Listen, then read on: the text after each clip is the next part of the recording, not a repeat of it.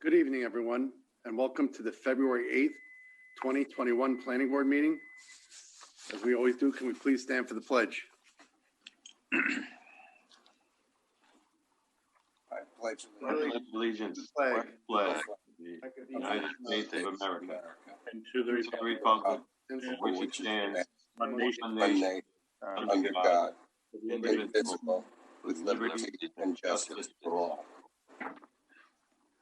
Thank you. And I just want to read through my cheat sheet notes here on some housekeeping. This meeting is being broadcast live on town cable TV channels. If you would like to join and participate in this meeting, click the registration link on the town's website. Calendar page for this meeting. All meeting participants will remain without video and on mute until their item is called in order to simplify the view on screen.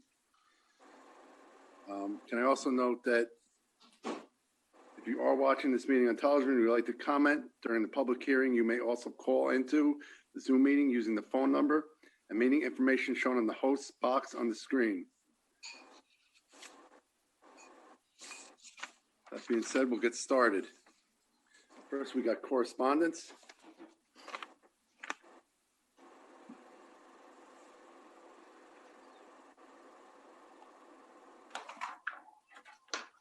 Anybody have anything they want to discuss on it? No, not really. I think in regard to the Conservation Board memo, I think they share many of the same concerns that we have on that application regarding 1375 Brookdale Street. So I am looking forward to some sort of site visit when the conditions allow. It probably looks like everybody else's yard at this point, but I think that'll be one that we would see when the snow is gone. Yep. All right, then we'll move on to the meeting minutes of January 25th, 2021.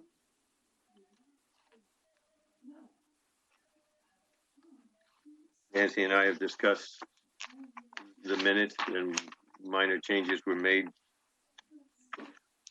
in that regard. Nothing of major import. Okay. Motion Anybody to else have approve. any issues? Oh, sorry. That's all right. John, Jim? Nothing from me. We have nothing. Okay, then do I have a motion for the meeting minutes approval for January 25th, 2021? Motion. Second. First by La Scala, second by Bach. All those in favor? Aye. Aye. Motion carries. All right, we're going to move into the regular session portion of our meeting. First on the agenda is the CVS Pharmacy on Compound. This is a request for a first one-year time extension. Location is 3320 Compound Road. Is the applicant here? Yes, good evening, Chairman. This is Dan Patrick from Cuddy and Fader on behalf of the applicant.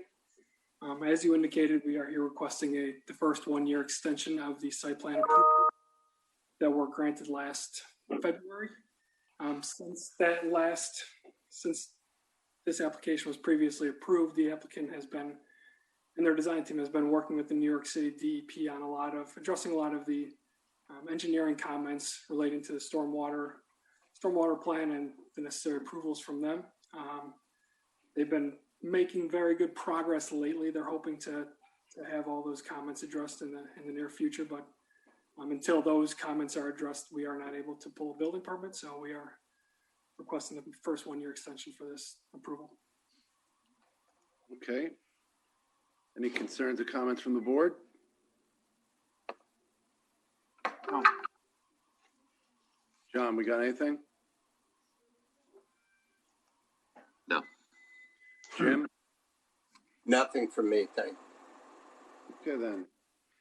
There's no objections. Do I have a motion to request the first one-year time extension for the CVS Pharmacy and Compound?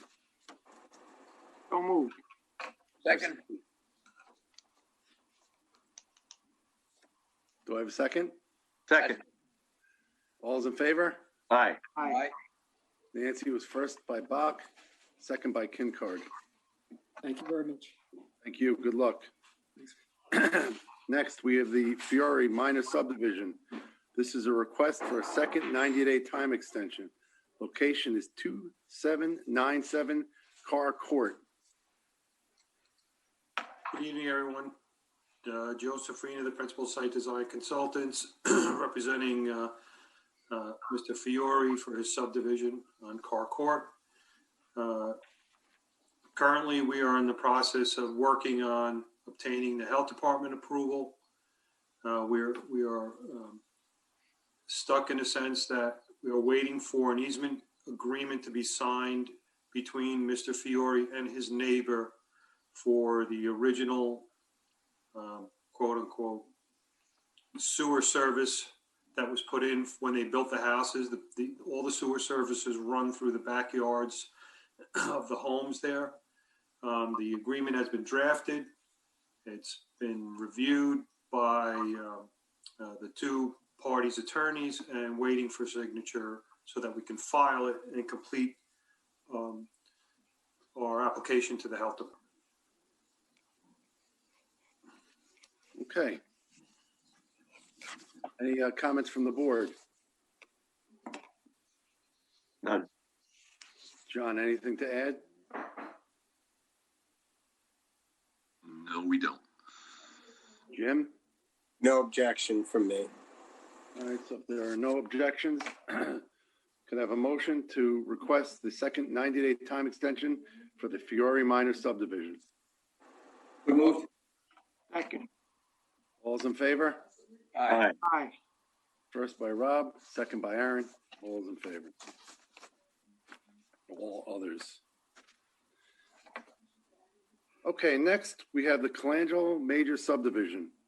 This is a decision for a final subdivision. Location is 1805 Jacob Road.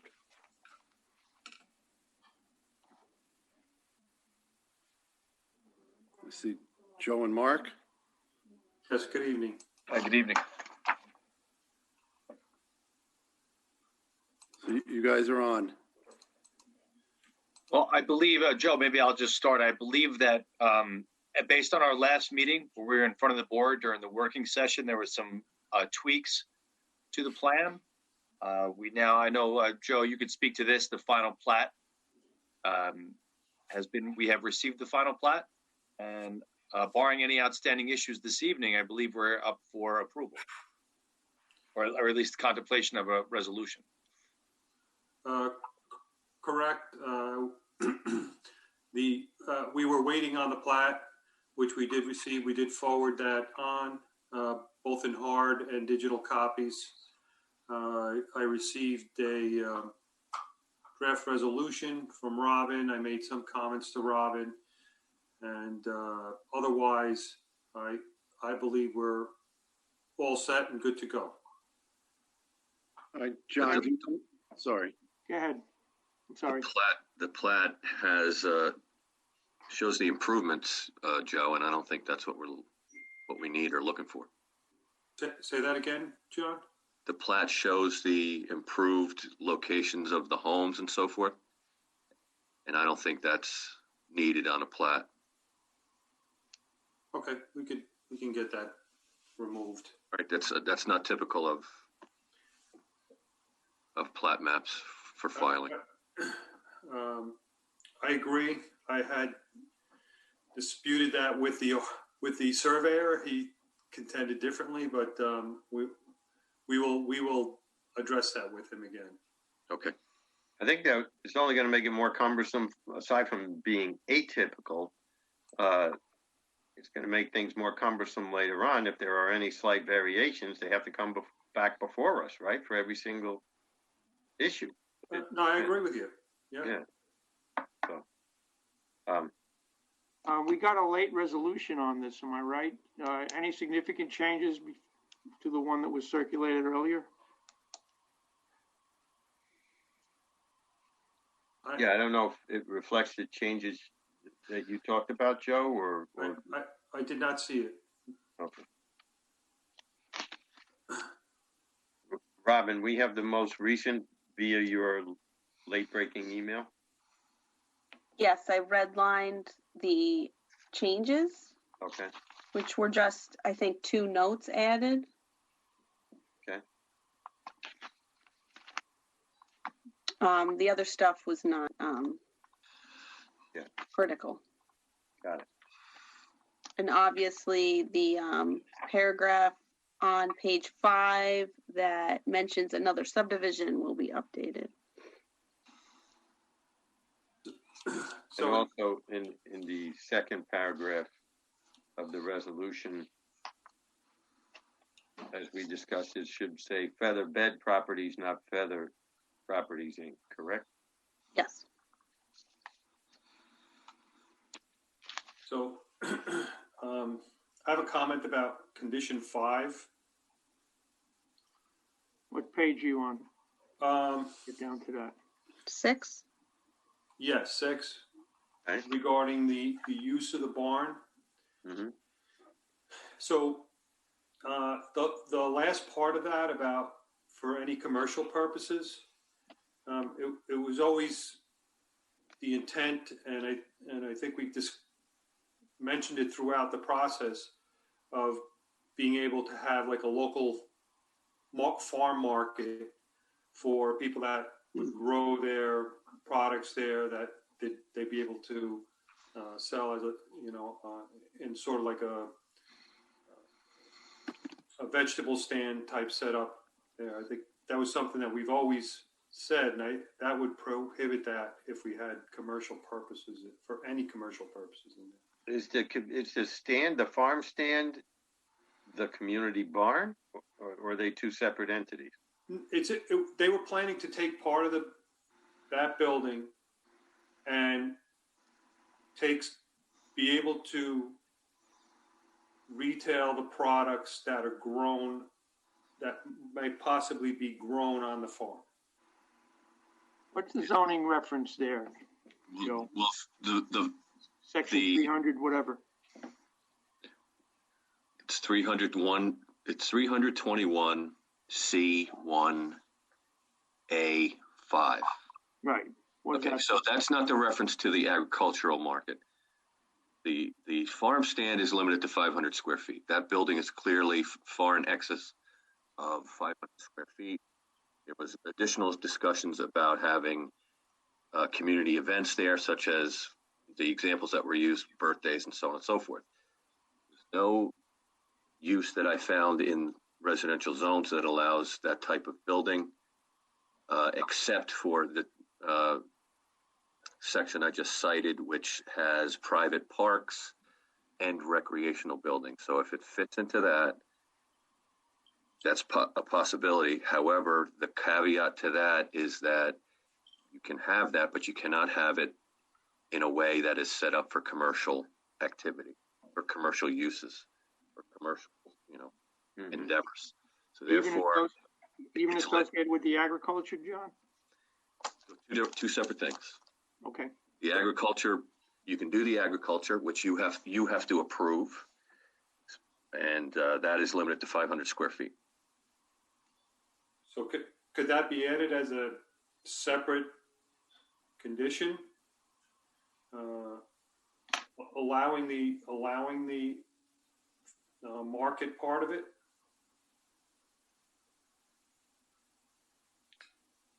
I mean, I think it can, but I think that the board at some point in the future will have to see the 500 square foot section of that building, where it goes, how it works. Okay. No, I get that. Should It could be something that's done at a later point.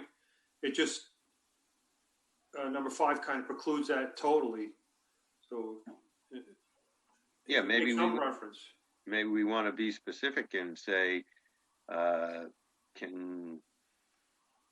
why would it have to be rented, leased, or used for any commercial purpose? I mean, we could qualify that by saying any commercial purpose. Unless permitted. Yeah, because you're going to have to go to the zoning board anyway to get a permit, right? I mean, it's not going to be in conformance with the residential code.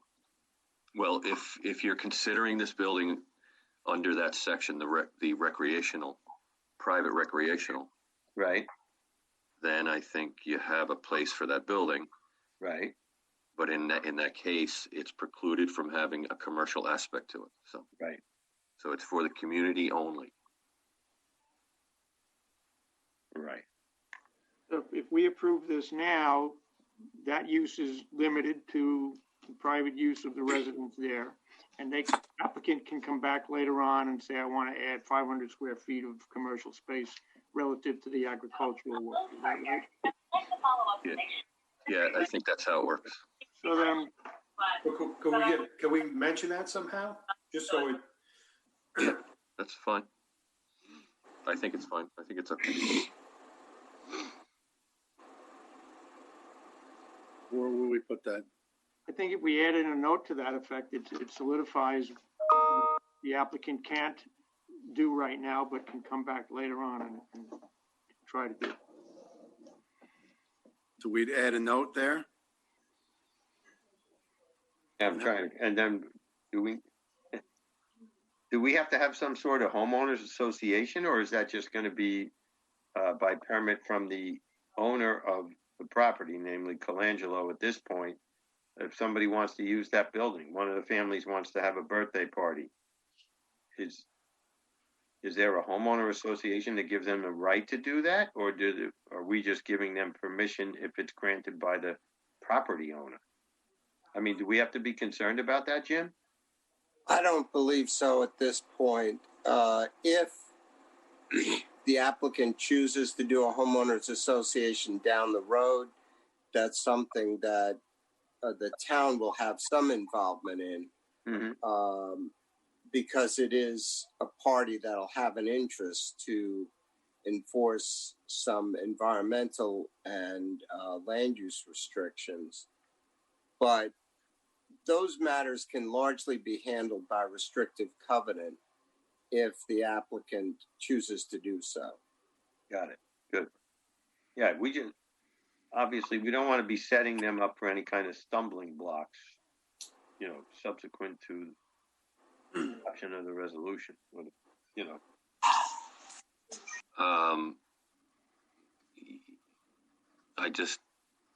Robin, the road needs to have either maintenance agreements between all the folks or a homeowners association that governs that. So that's not in your resolution. We need to add that. And I apologize if it's not. It's even if it's solely owned by the property owner, Colangelo. If it's solely owned by the property owner, then each of those, and Jim can chime in here, of course. Then each of those property owners needs to have full rights and access to using that road to get to their individual home. Yeah, that would be correct. That can be included in a deed. Right, that would be an easement or a clause in the deed, right, Jim? I mean, yeah, just granting an interest in the at least a right of access in and to any streets abutting the lot. And that also relieves them of maintenance if the big property owner is going to take that on his or herself. I think we should know that now, right? Yeah, I think you should see those agreements before this is filed. So it can be a condition. Right. They need to submit whatever it's going to be so that you're not letting a subdivision go that is rife with, difficulties between individual homeowners. Right. We're in the process now of drafting those, either the restrictive covenant language as well as maintenance agreements. Anything of those that with you're concerning tonight with what you're bringing up. So we'll be happy to show it to the board and to the town in the near future. Okay. We'll just put that in. That'll be acceptable, Mark and Joe. That we'll put that in as note number 5 or 6, or whatever. That subject to the filing of blah blah blah. Yes. Yeah. Do you know what the intention of the property owner is? Is he gonna maintain, is he gonna share that? I shouldn't say share. I should be better with my terms here. Is it gonna be commonly owned, or is it to be solely owned and granting rights of ingress and egress and any other rights that might be pertinent to the ownership? The concept now is for common ownership, most likely going down the homeowner's route. But again, once that's finalized, we'll have it in front of the town for your review. So that's a prior to filing the plat condition. Sure.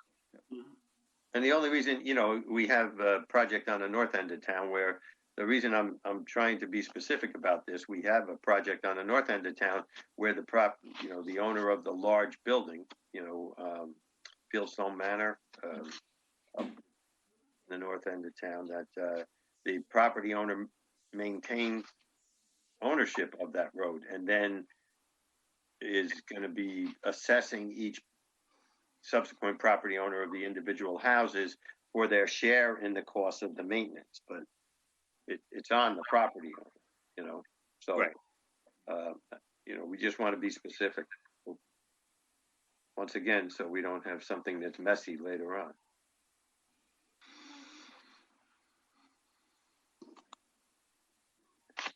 So we have a draft in front of us now. How do we alter that? Or do we alter it and then come back? Well, someone could make a motion to amend the resolution that's pending before you to include those comments. And do we have to have the specific language? I think the language can be drafted after the fact by the staff. All right. So as we have in front of us, a resolution approving the stormwater pollution prevention. Rich, before you go on, Yep. so I just want to go back to how are we going to address the potential farm stand? There's going to be a note added. Oh, is the note going to refer to the farm stand? Or here's what I'm worried about. We're not around anymore to remember this. So, someone might read into that just saying for any commercial purposes, it's pretty hard set there. So I just want to make sure.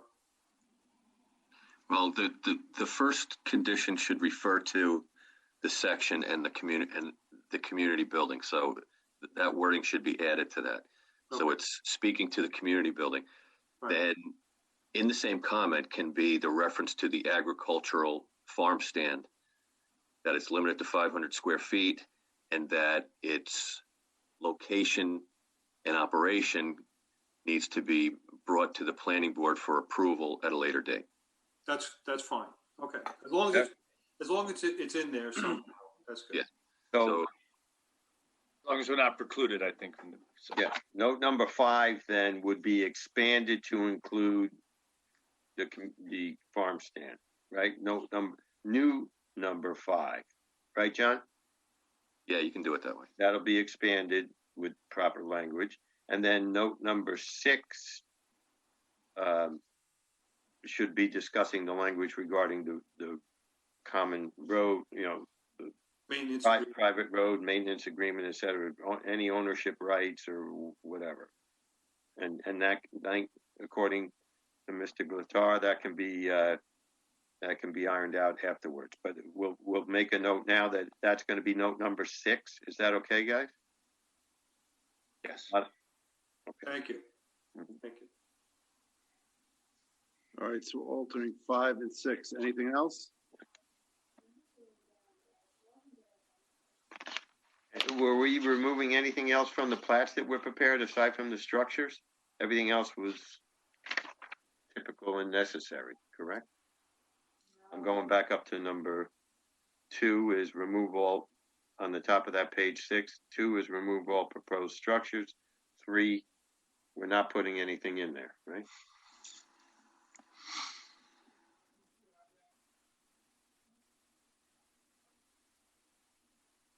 Or we'll leave it for anything that we think of later. No. I think it was just the structures that were on there. Yeah, just the structures and driveways.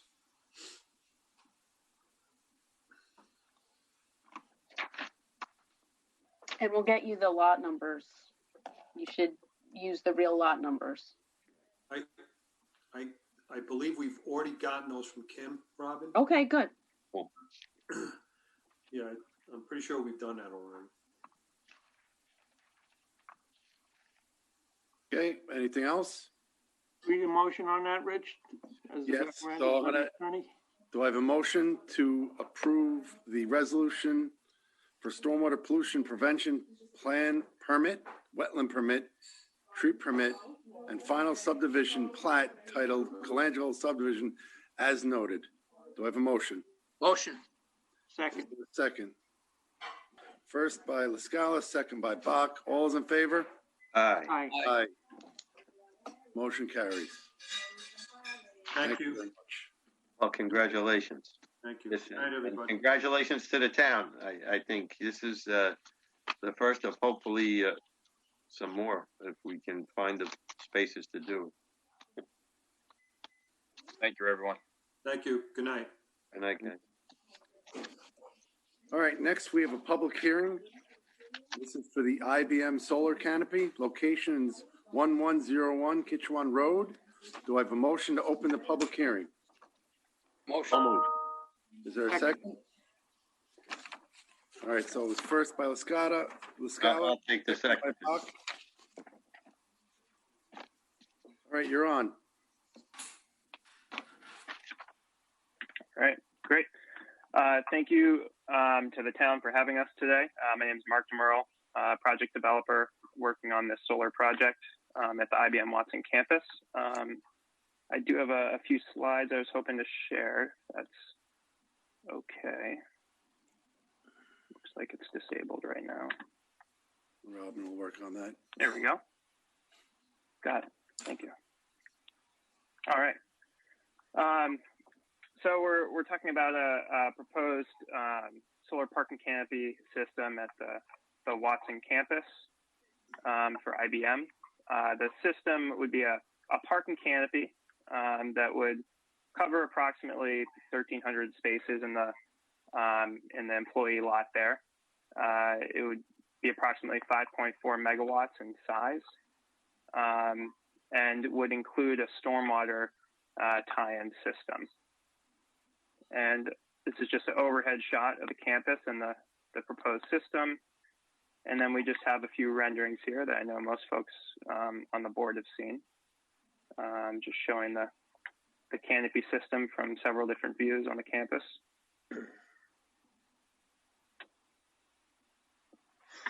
The overhead shot. And then just to give a sense of the scale of the canopy system over each double bay parking space. It's a wide canopy structure, and then you have a car there just for scale, showing the approximate height of each system. And this topographic view gives an aerial shot just showing the general distance of the system from various public roads in the area. And then with that, I wanted to leave the door open to my colleague Art, who's heavily involved in this project, just to provide any additional comments before handing it over to Kim Fosnock from SSM, who's been working with us on the civil engineering side of things. Art, was there anything else you wanted to add here?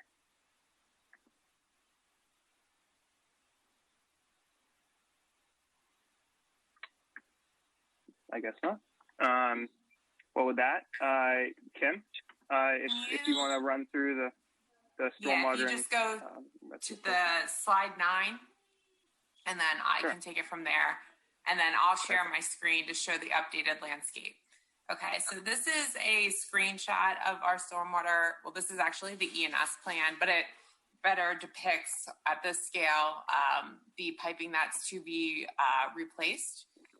So basically for this project, since it's all over existing, the majority of it is over existing impervious surface, Stormwater management will be simply connecting to the existing stormwater system that is on site. Some of the pipes need to be upsized or replaced as a result of that, but there should be no increase of impervious surfaces. In the areas where the islands needed to be removed in order to install the canopies, we enlarged some of the existing islands along the perimeter of the loop road. So I'm going to share my screen now to talk about landscaping. Okay. All right. Are you able to see my screen? Yes. Okay. So this is an aerial view of the solar canopy shown in blue, and then the green is the proposed landscaping, and the red is the property line. So this is just giving you an overall picture of where the landscaping is being proposed in relationship to the property lines and then also the solar canopies. So our goal is to provide increased landscape buffer along the southwest portion as well as the northeast portion. And then additional buffer is provided along the western portion to screen views from the actual building. The plan is proposing the removal of 41 trees, and we are replacing with 120 trees that vary in caliber from 1 to 4 inches and are a mixture of native plants that are deciduous and evergreen, such as red maples, sugar maples, white oaks, scarlet oaks, red bud, flowering dogwood, eastern cedar, white spruce, and Virginia pine. So this is just the landscape plan that shows further detail and the species that are identified. So at this point, that is our project, what we're proposing. I'd like to hand it back over for any comments or questions. Hey, any of the members of the board have any comments, questions, or concerns about the application? No. I said it before, I'll say it again now that we're at the public hearing. I think this is the perfect place for some of these solar applications of this scale. And I think it's an exciting project, and I'm happy to be entertaining something like this on behalf of the town. I agree. Okay. Yeah, I agree wholeheartedly. When we've seen some of these applications for solar and what they do to the property, this is, as we've said from the very beginning, this is like the perfect application for something like this. I'll reach out to John Tegeter. John, we missing anything from your end? Not at present, no. Jim? Nothing from me. All right, so this is a public hearing, so we're going to reach out to the audience. If you would like to comment, press *9 to raise your hand, and Robin will pick you up. Or you could use the chat function. So any members from the public?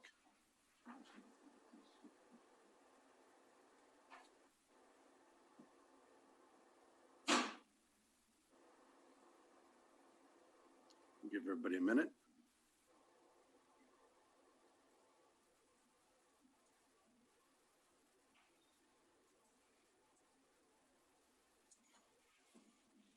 While we're waiting, I'd like to thank the applicant for being responsive to at least one of the neighbors that expressed a concern and asked for additional screening, which was provided as well. Yes, and I think we got a memo from the Conservation Board. They were very happy to see that too. Anybody, Robin? No. All right, and I think that's kind of been throughout, because I think the applicant was very attentive to everybody as we went through the process, so I'm not surprised. All right, that being said, do I have a motion to close the public hearing for the IBM solar canopy? So moved. Second. All those in favor? Aye. Aye. Aye.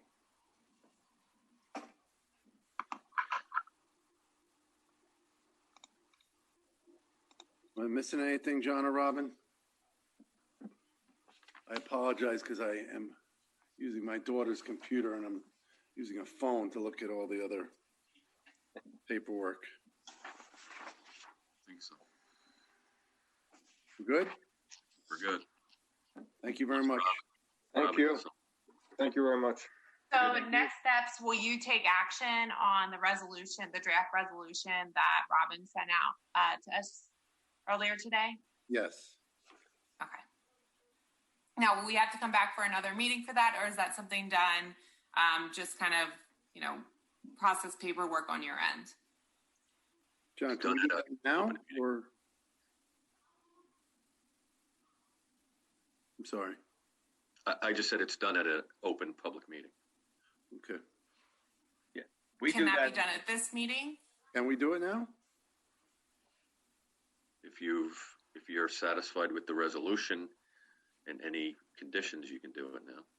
Has the applicant seen the resolution? Yes. And do you have any concerns or comments? We do not. No. No? Any comments from the board? I think if we can move them along, we should do it tonight. Jim, I any? don't have any problems with the proposed resolution. All I right. don't have any problem with the proposed resolution either. All right, so any objections from the board? None. All right, then. Just bear with me here. All right, then. If there are no objections, we have a resolution approving an amended site plan, special use permit, stormwater pollution prevention plan, and tree permit for a solar power generation system or solar carport at the IBM TJ Watson Research Center. Do I have a motion? Motion. I'll take the second. How's that? First by LaScala, second by Kincart. All is in favor? Aye. Aye. Any opposed? Motion carries. Congratulations. Thank you guys so much for all your help on this project and helping us move through quickly. It was an easy project to go forward quickly, and you guys were very good applicant. Thank you for all your help. Thank you. Thank you, everybody. Thank you very much. Yeah. Thanks. Okay, so in reference to the next application for a public informational hearing, I've been advised that the notices did not go out. So if the board, God bless you. If the board wishes, we can open it, but we'd have to keep it open. We couldn't close it because there was no notice. And I know people are aware of it because we did get a multitude of letters. So is there any objection to opening it and holding it open if we do? Down here. No, I think we might as well begin the process. Yeah. Very good then. So we have the Hansman Major Subdivision. This is a public informational hearing. Do I have a motion to open the hearing? So moved. Second. All those in favor? Aye. Aye. It was first by Bach, second by LaScala. No objections. All right, Ralph, you're on. Okay, thank you. As it happens, we submitted updated plans based on our 5-lot plan. And from the time period that we submitted those plans to today, only a few days ago, we've come to the conclusion, trying to be a little proactive, and after 4 meetings with either the Conservation Board or your board, we've completely changed the plan so that it is now a 3-lot plan. The advantage is, of course, that the only construction that really needs to take place is to build a little cul-de-sac at the end of Osceola Road. There would be no service road, no collector road in the subdivision now. And I did submit very lately a plan to Robin to show the board this. I don't know if we need to have a big discussion about it because my plan right now is to resubmit the subdivision application to your board and a conservation board as sort of a mitigation plan, but it makes sense to my client and to us. And then hopefully we would have a complete submittal for your March 8th meeting well in well in advance of your March 8th meeting. If you'd like, I can show you the plan, but there's essentially, I can put my screen up. But if you'd rather wait to March 8th, owing to the lack of a notification or whatever, we're happy to do it a little bit tonight and make a complete presentation on March 8th. So Ralph, what you have to show us tonight is not actually the plan anymore.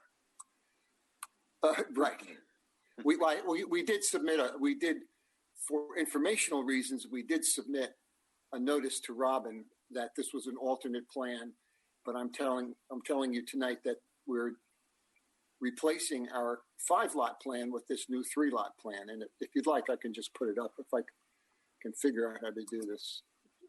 I think we should see it. There are a lot of people here that are interested in this application, and the more information we can give to them and to ourselves, of course, would be beneficial.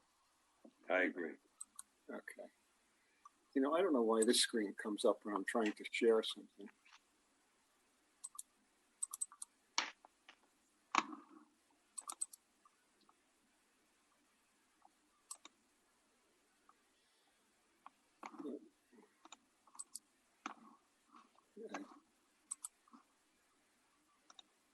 Can you see that? No, we just see your list. It's not opening.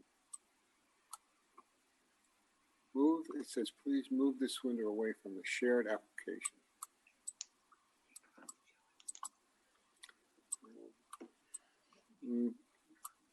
I'm not quite sure how to do this. I see it on my screen, but I don't know why you don't see it on your screen. You need to select the image that you want to show. Yeah, go over to the right and click on the image you want us to see. The problem is I do see it on my screen, We'll share again, but choose the PDF.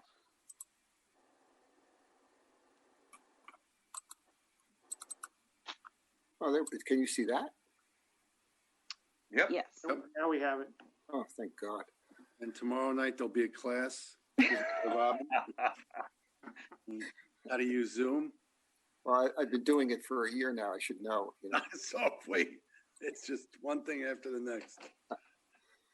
So the only thing we're building really now would be this cul-de-sac. And I think at the end of the day, having a place for vehicles to turn around on Osceola would be an advantage. There would be 3 lots, no big roads. These are just driveways. Generally, the grading is only centered around the cul-de-sac. It's all 1-on-2 grading. The stormwater systems would be these green ovals that you see here and here, and a small one down here. These lots are zoning compliant, septic systems work. The one area closest to the neighbors here will not be developed except possibly for a stormwater system like that. There's 100 less trees that we need to come down, and the amount of cut and fill would be greatly reduced. I don't have a calculation yet, but it would be, most of the fill would be brought in just in this area. This is all 1-on-2 grading, stable grading. Crazy long driveways.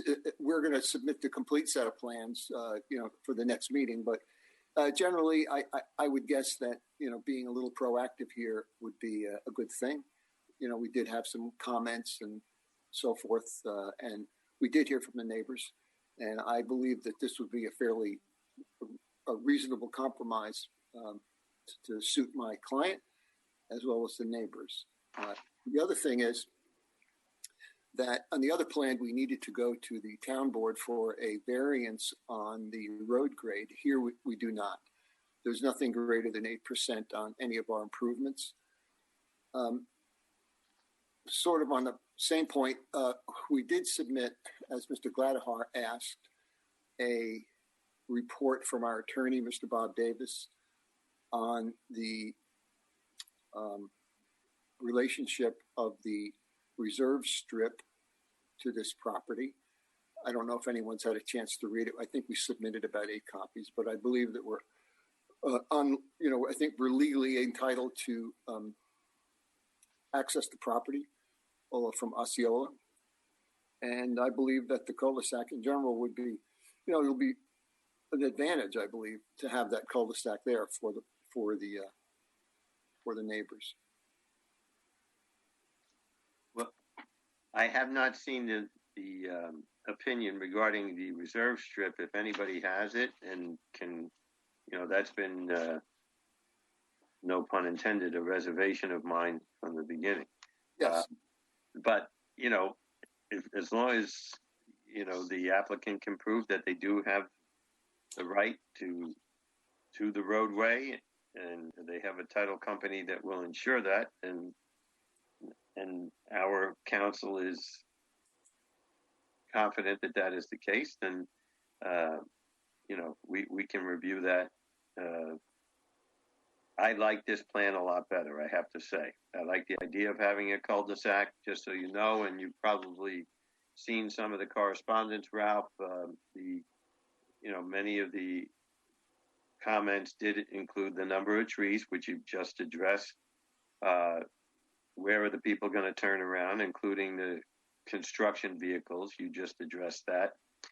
It will give other residents in the area the opportunity to turn around, immediately on a publicly owned street at the end of the road. So, and of course, reducing any of the environmental impacts that was brought up in a number of the pieces of correspondence that we received. So, I don't know how the rest of the board feels, but I like this plan already. I like it a lot better than the former plan.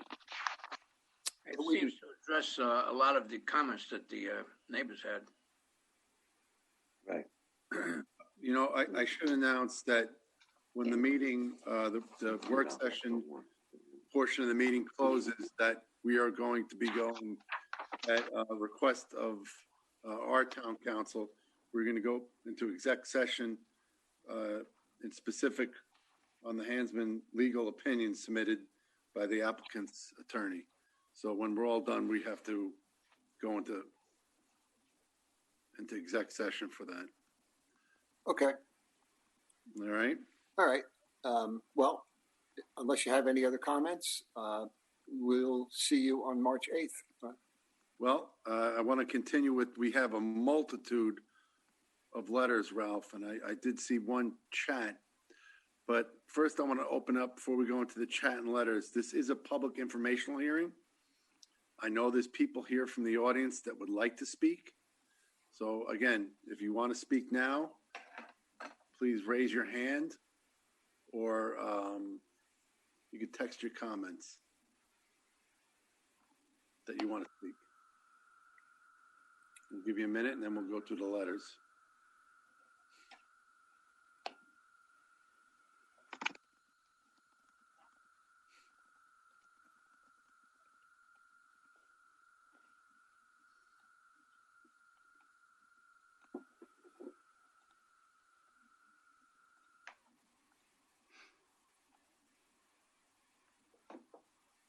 Well, okay, may I, this is Patricia Burke. May I make a comment in regards to this? Absolutely, that's what we're here for. Okay, so my husband Tom and I, we live on Pike Place. And so our address is Mayapack, although we live in Yorktown. We've gotten no notice or anything about any of this that was going on. It's only based on another neighbor that has been informing us. And when I look at this, it looks like one of the proposed homes is practically right on my property line. I know there was a gentleman out there a couple of weeks ago marking all the trees that were going to come down. I'm hearing that there was about 500 trees that are going to be removed. And I just want to make sure that there's still be some sort of buffer between properties. And I mean, as it is now, we hear noise down from 6N and cars and all sorts of things going on there, let alone now when they remove 500 trees. So I'm just, that's a concern. And then also like the fact that we are never told of anything that was going on. I'd somehow like to be informed on what's going on, because it's literally our backyard. And plus, I've called the town previously. There's been people literally in my backyard who have been doing tree surveys, and they're walking. I have a paved basketball area, whatever, in the backyard. They're on my I walk back and I say, "Can I help you?" "Oh, no, I'm here. I'm barking trees to be taken down." But he's literally walking around my yard. So, and then no one's telling us anything about trees, but I got blue chips on some of the trees back there. Some of them look like they're possibly mine. Maybe they're not, but they're literally on the line. And if they're taking trees out that are going to leave absolutely nothing, like my wife said, in the wintertime, in the summer, it's like 6N doesn't exist. Once fall comes in winter, we practically live on 6N. We hear everything. Yeah. So now all of a sudden, all of this is going to be excavated. It's doesn't make any sense. Yeah. So. Okay. So, and Mr. and Mrs. Burke. Yes. Uh-oh. Did we lose him?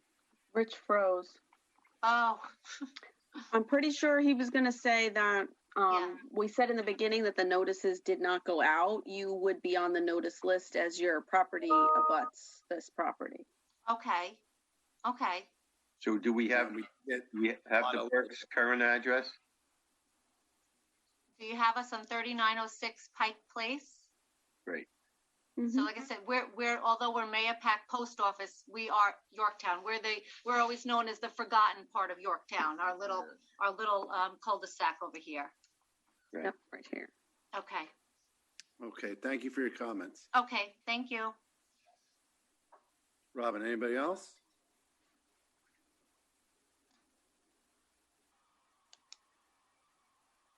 No one else is indicating they want to actually speak. I don't know if you want to go through some of the letters. Yeah, I'll start, and if I start to get tongue-tied, I'll pass it off to one of the others. So the first is an email. Kazenza, I believe, is the writer of this email. It says, "Hi, I'm a resident on Osceola Road. Would like the following questions answered regarding the application. 1, Osceola Road is a narrow dead-end road. How is the road going to accommodate the construction vehicles that will be using the road for 3 years? How will the extraordinary number of trees being removed be brought off the property? Will Osceola Road be used for vehicles to carry these trees? Can the road handle the weight of construction vehicles?" That was question 1. Question 2, I am the last house on the right on Osceola Road, and the delivery trucks use my driveway to turn around, and as the road is so narrow. How will the construction vehicles turn around when they're using the road without impacting or using my property? Where will your workers who drive up to the site park their cars as the road is very narrow? Question 3, the project paperwork said no houses are being proposed at this time. Does that mean that the clearing the property alone is going to take 3 years without any construction even being done? If so, how much additional time will be added to the timeline? How long will this project really take, houses included? Question 4, if the address of the property is East Main Street, why are the residents of Osceola Road being inconvenienced when the address is not Osceola Road? If they can use fill on Osceola Road to accommodate the road extension, why can't they use fill to create an access road on East Main Street? Is the cost too high? If the cost is the reason, then will they not enter through East Main Street? Then the property owner's issue, or is that the property owner's issue? It should not be a problem for the current residents on Osceola. If houses are built, will the addresses continue to be East Main Street if there is no access to East Main Street? Question 5, as you enter Osceola Road at the bottom, it is very difficult to see when cars are coming down the road because of the garage at the bottom of the hill. Current residents have to be extremely careful to avoid hitting other vehicles coming in the other direction. While the project is being completed, workers and construction vehicles will make the road even more dangerous due to the volume and additional vehicles and the difficulty in seeing around the garage. Once the project is completed, if 5 houses are built, That is probably an additional 10 cars at a minimum using the road, which makes coming out of Osceola more risky. And question 6, finally, if the project does not move forward, who is responsible for moving the ugly garbage bag they put in place as a barrier at the end of the road when they removed bushes without anyone's approval? The town shut the project down at this point. Who will be responsible for fixing what they ruined already? That was letter 1. John, you want to do letter 2? Sure. Much more gifted than I am. No, well, the rest of them are a little shorter. Oh, these are little birds. All right, why don't you get 2? All right.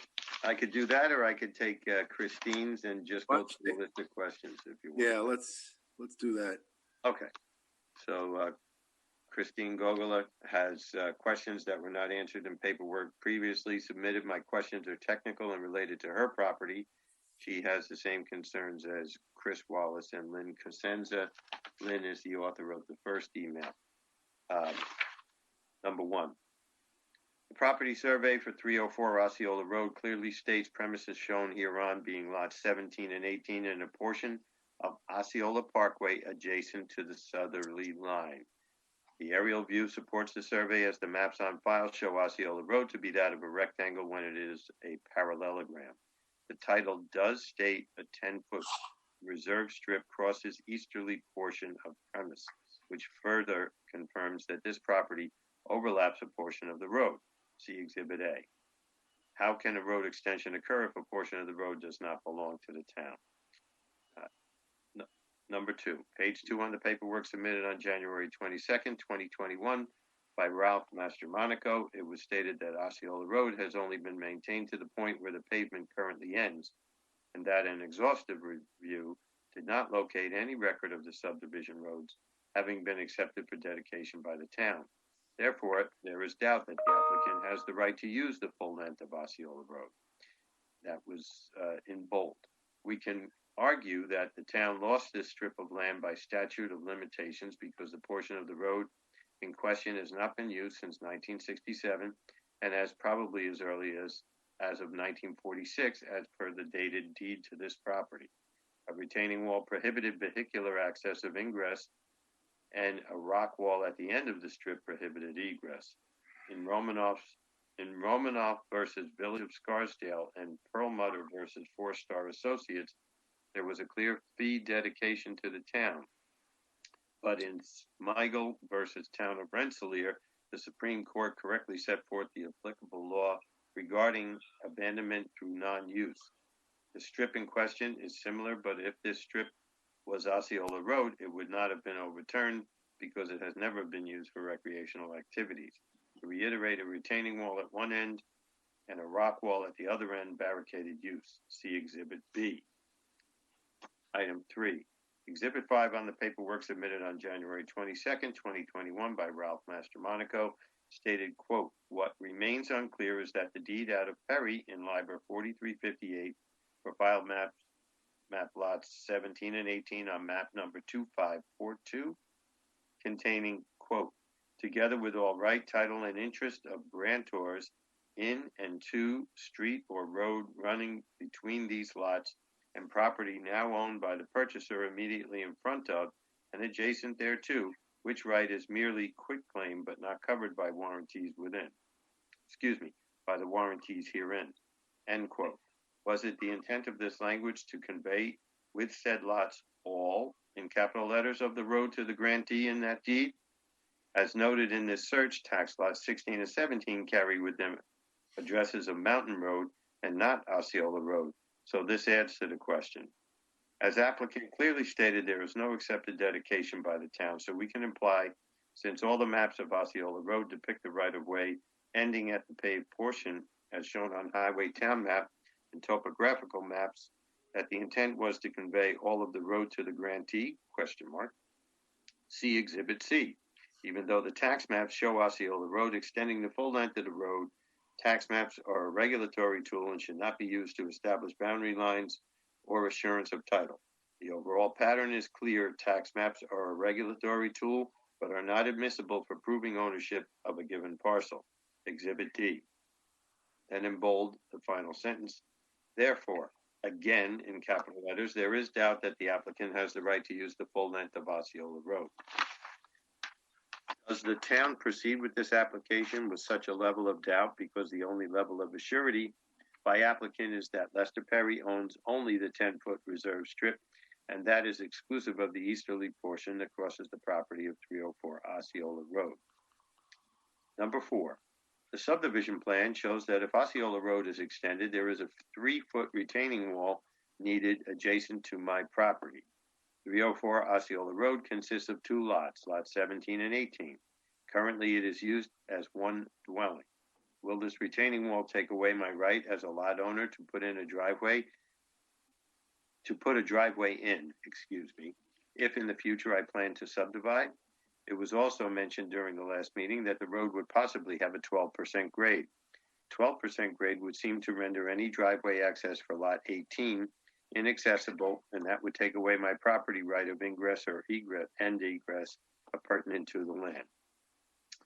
Number 5, the general restrictions on buildings, uses, and lots shall not apply to subdivision maps having been granted preliminary approval prior to May 20th, 1969. What safety precautions would be put in place for the safety of my home and family, as there is only a 15-foot distance from the road to the house?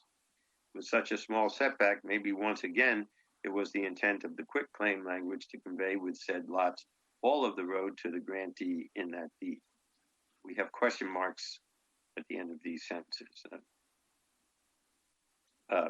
Number 6, my septic tank and fields are approximately 5 feet from the proposed road, question mark. How will this be addressed, question mark? With a 12% grade, it is high probability that water would flow downward and saturate my fields, and that is a definitive environmental impact. Also, if cars veer off the proposed road, the weight can cause a major collapse and do serious damage. In winter storms, to clear the proposed road, an abundant amount of snow can cause damage as well. Number 7, the utility pole that is currently in the middle of the proposed road, where would that be going? It cannot be moved onto my property because my septic system is there, and the power lines would then be approximately 5 feet from my house, Exhibit E. Number 8, Osceola Road in front of my house is about 10 foot wide, just enough to fit one car. Town code says at least 20 feet. How is this going to work? As stated above in question 5, I fear for the safety of my home and family because a car will just veer onto my front lawn to make room. Exhibit F. I think that's the end of this. Yep, you had a long one. Yeah. I believe that was the end of her correspondence. Yes. I did it all out so I could keep track of it.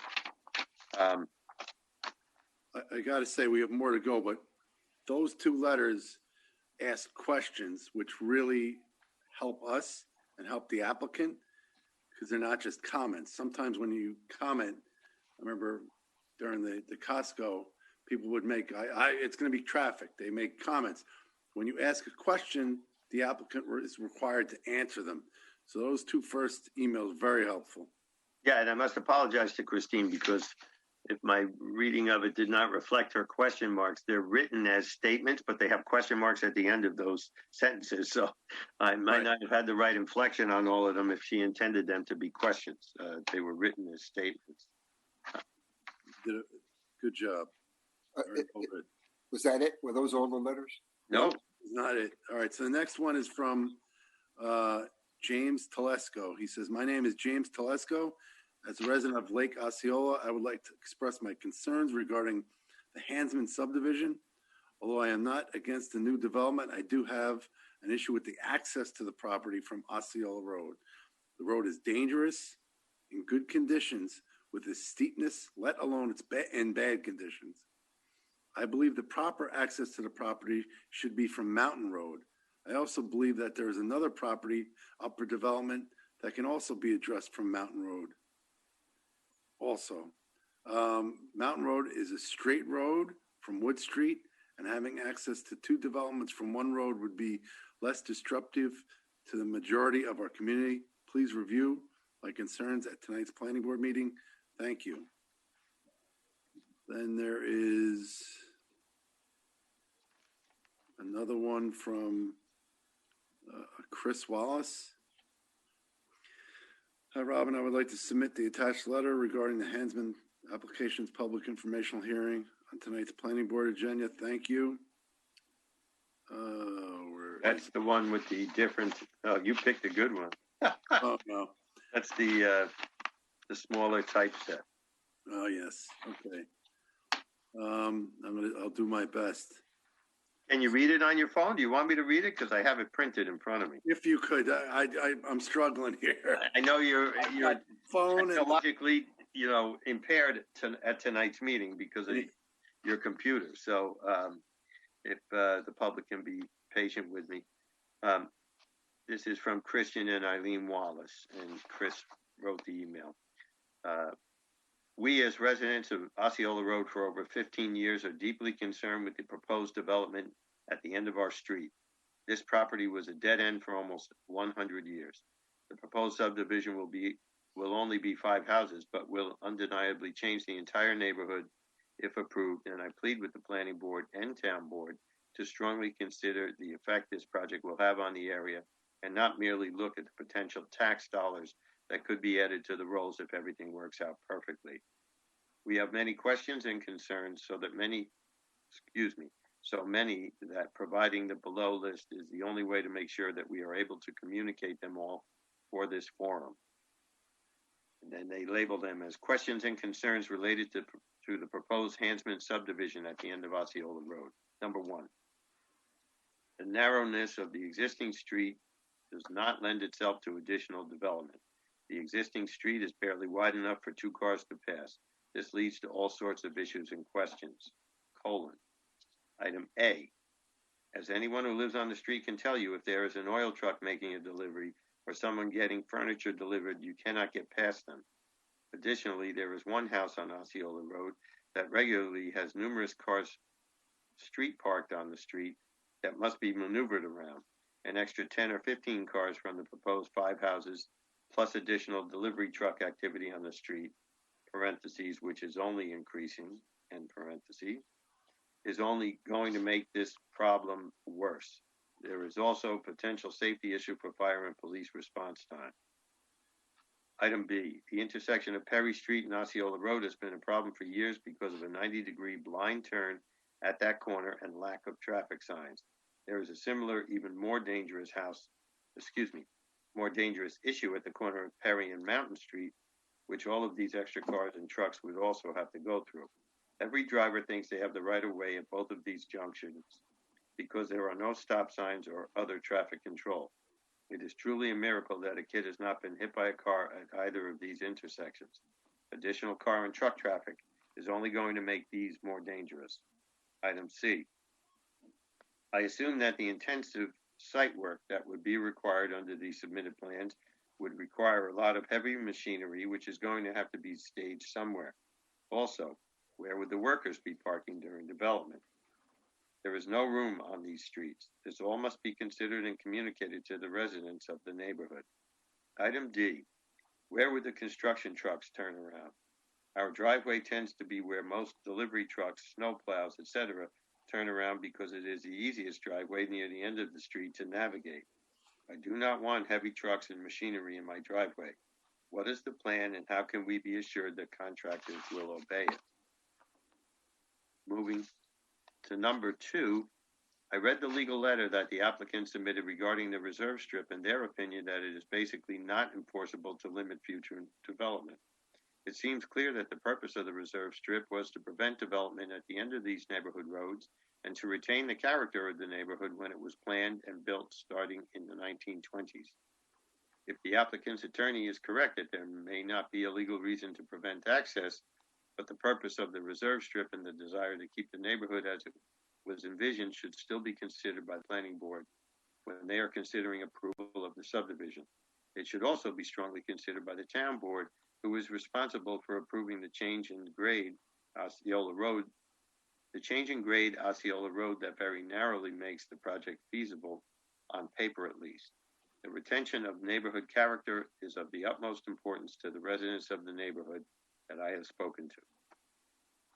Number 3, on the subject of the change in road grade, parentheses, which is on either town property or existing adjoining property owners, depending on one's interpretation of the earlier mentioned reserve strip issue, not on the applicant's land, end parentheses, is there a clear rendering of the retaining wall that would be built as part of this project? What will the walls look like?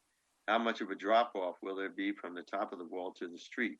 Will the existing property owners be ensured that any water runoff issues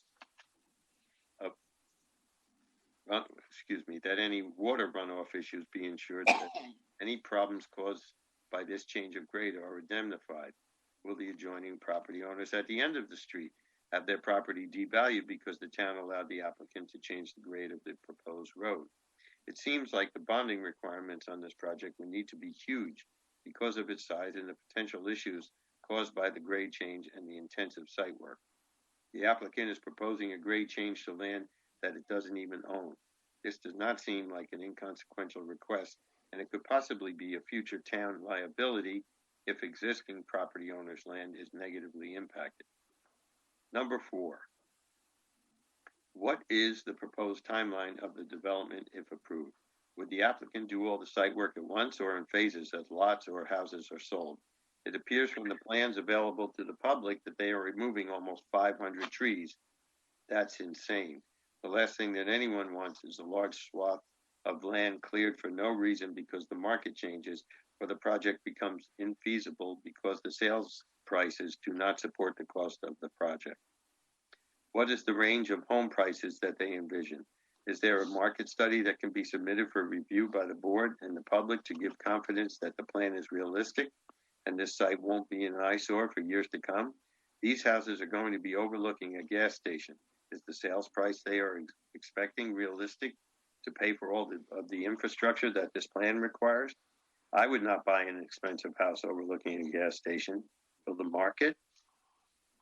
Number 5, has the applicant considered accessing the site from Mountain Road or any other access points via an easement from other parcel owners? I believe there's also an application that an adjoining undeveloped parcel recently had with the board. The Martino parcel abuts the Hansman parcel at Mountain Road. It seemed like it would not negatively impact the Martino parcel if they gave Hansman an easement to access from Mountain Road, which at least is a straight run to the site. Number 6, as mentioned earlier, what bonding requirements would be required for a complicated development like this?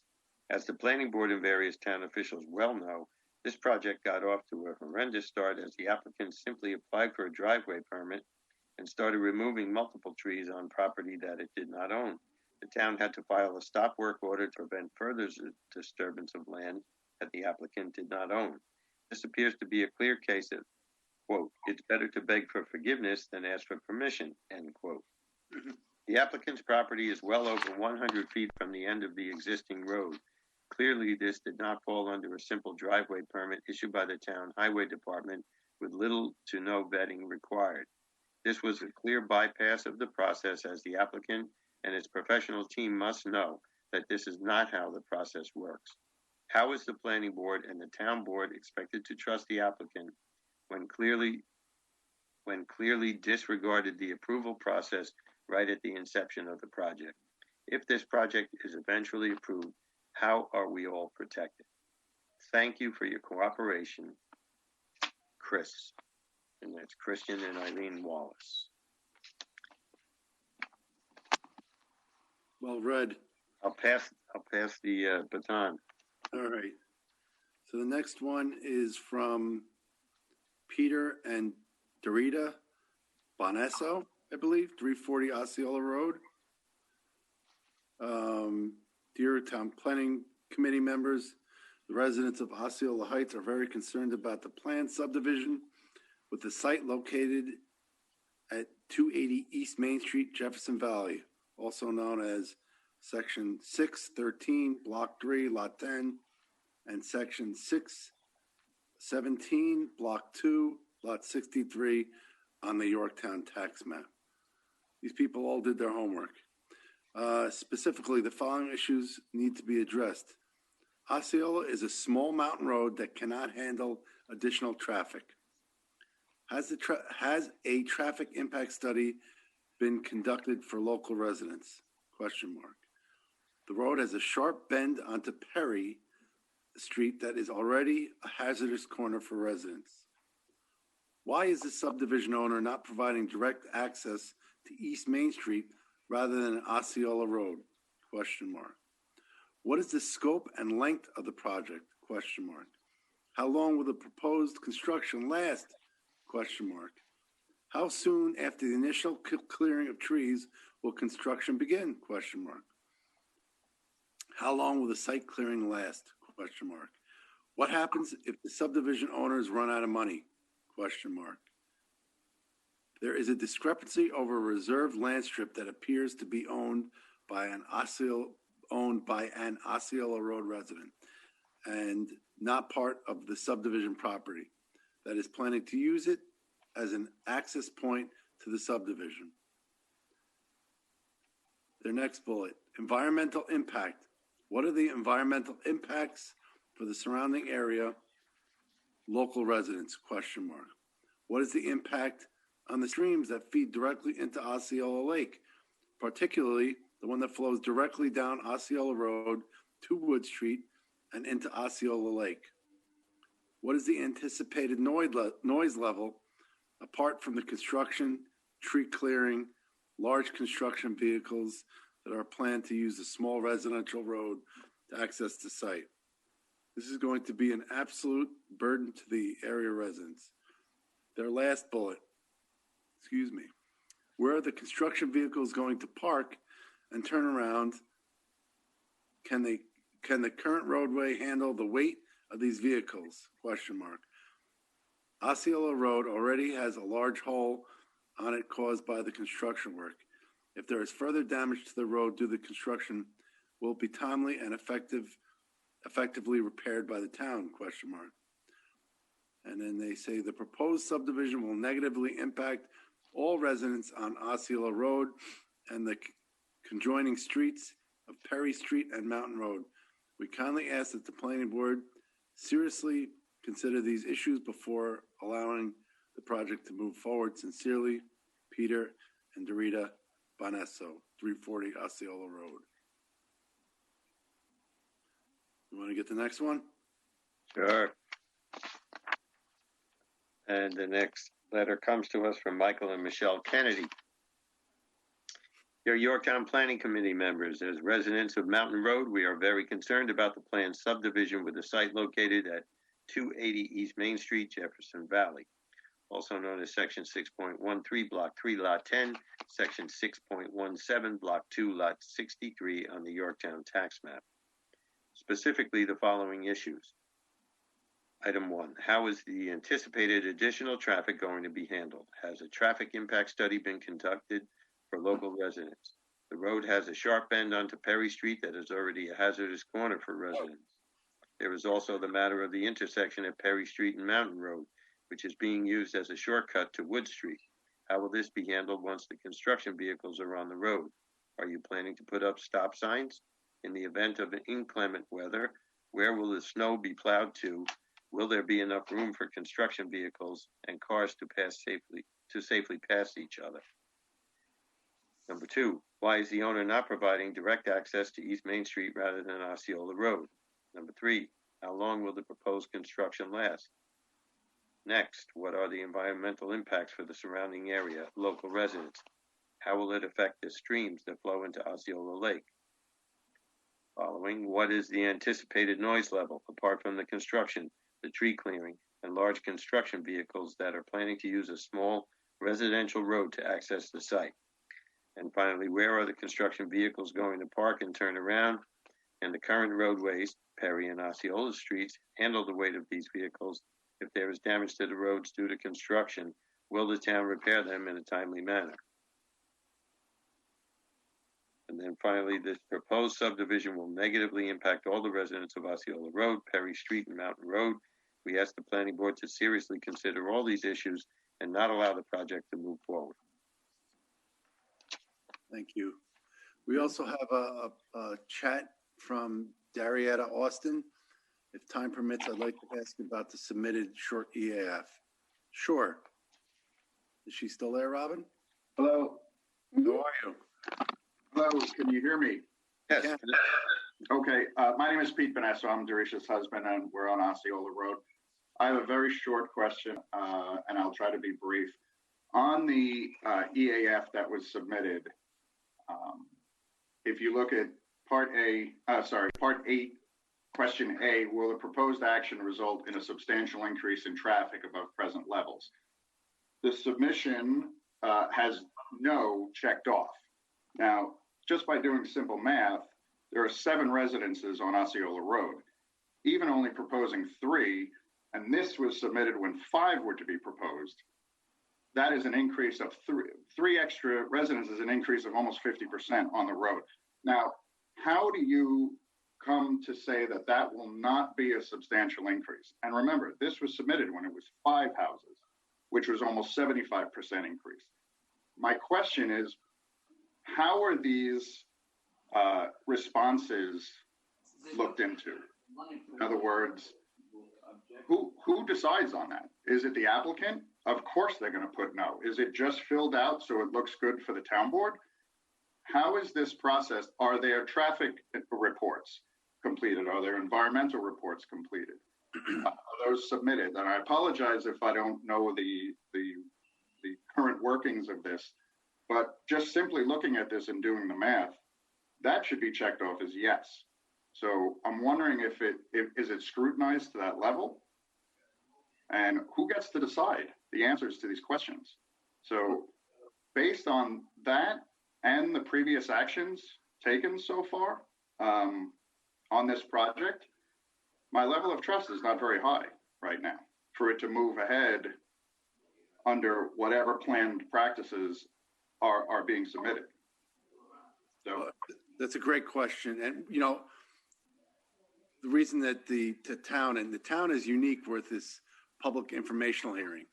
So this is the kind of the first flush for this project to get out to the owners or the residents around it. Unfortunately, there was a mishap with the notice, but your coming here it did exactly what it was intended to do. No one expects you to know the process and how it goes through, but it was a great question. So what happens is all these questions have to be answered by the applicant.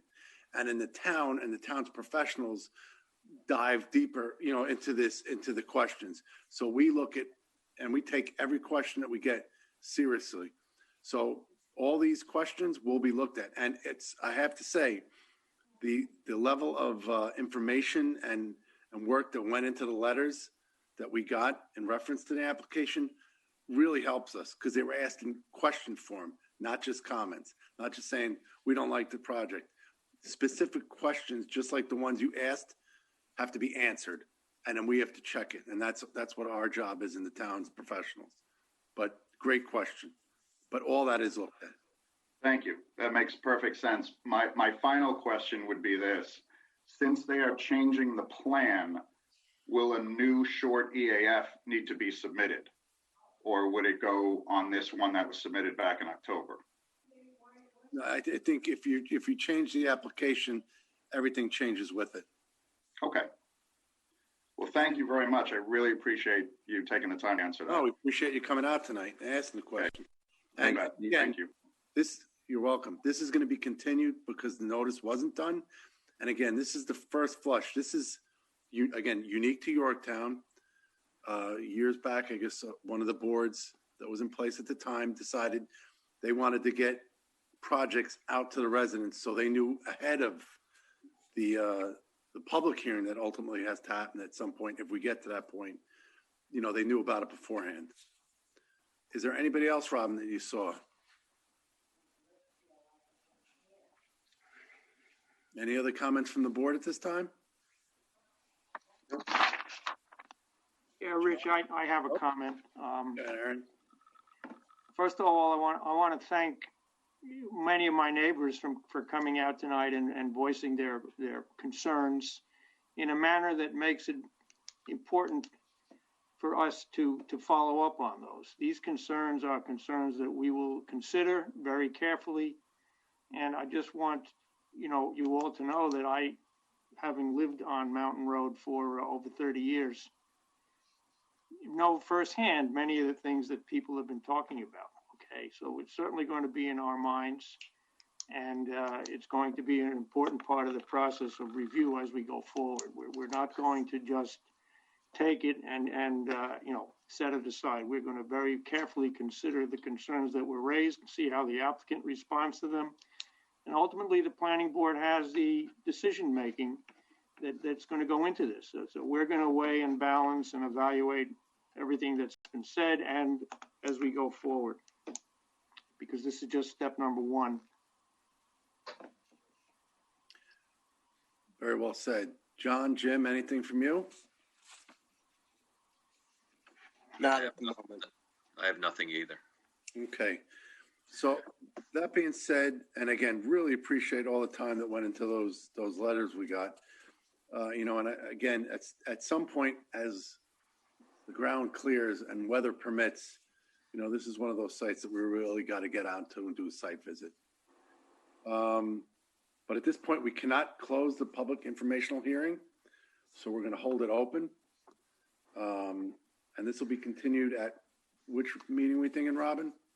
This is the last. March 8th. So this will be continued at the March 8th meeting. Oh, you're entertaining a motion to adjourn until the March 8th meeting? Entertaining a motion. Do I have a? So moved. Is there a second? Second. All those in favor? Aye. Aye. Aye. Aye. We had first Kincart, second Bach. That ends the regular session portion of the meeting.